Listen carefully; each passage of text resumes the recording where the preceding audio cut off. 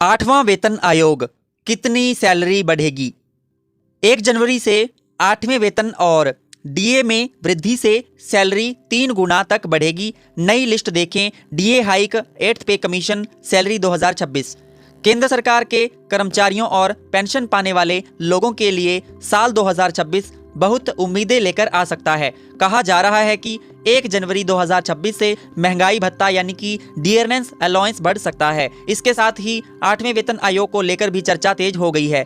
आज के समय में महंगाई बहुत बढ़ गई है, इसलिए कर्मचारी चाहते हैं कि उनकी सैलरी और भत्तों में बदलाव हो ताकि रोजमर्रा के खर्च आसानी से पूरे किए जा सकें। आने वाले फैसलों से कर्मचारियों की कुल सैलरी बढ़ने की उम्मीद है।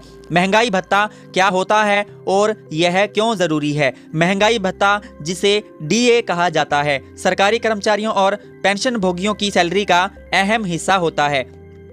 इसका मकसद यह है कि बढ़ती महंगाई का असर उनकी जेब पर कम पड़े। डीए की गणना बाजार में चीजों की कीमतों को देखकर की जाती है। जब दूध, सब्जी, गैस और दूसरी जरूरी चीजें महंगी होती हैं तो डीए बढ़ाया जाता है। हाल ही के महीनों में महंगाई बढ़ी है, इसलिए डीए बढ़ने की संभावना जताई जा रही है।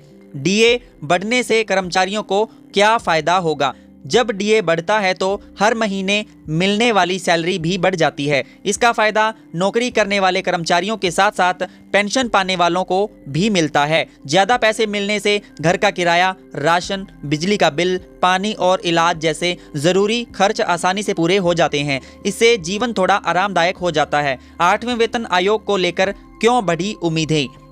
7वां वेतन आयोग लागू हुए काफी साल हो चुके हैं। अब कर्मचारियों को 8वें वेतन आयोग का इंतजार है। माना जा रहा है कि 2026 में इसके गठन की प्रक्रिया शुरू हो सकती है। अगर ऐसा होता है तो सैलरी की पूरी व्यवस्था में बदलाव आ सकता है। इसमें बेसिक सैलरी और अलग अलग भत्तों को बढ़ाया जा सकता है। नई वेतन व्यवस्था से सैलरी में कितना फायदा हो सकता है? जानकारों का कहना है कि नई वेतन व्यवस्था लागू होने पर न्यूनतम बेसिक सैलरी में अच्छी बढ़ोतरी हो सकती है।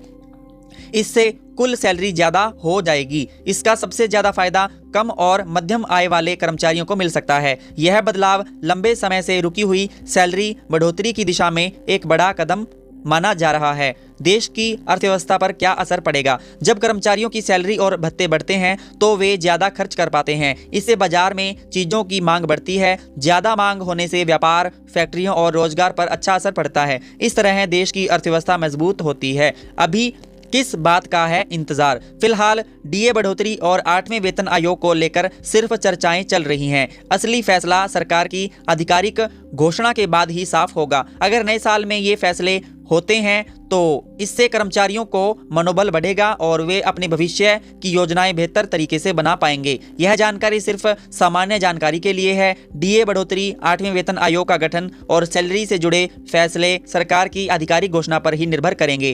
किसी भी तरह की योजना बनाने से पहले सरकारी नोटिफिकेशन जरूर देखें। साथियों, अगर आपको आज की वीडियो अच्छी लगी हो तो लाइक करिए, शेयर करिए और हमारे यूट्यूब चैनल को सब्सक्राइब जरूर करिए। तब तक के लिए धन्यवाद। ऐसी ही वीडियोस को देखने के लिए हमारे यूट्यूब चैनल को जरूर ही सब्सक्राइब करें।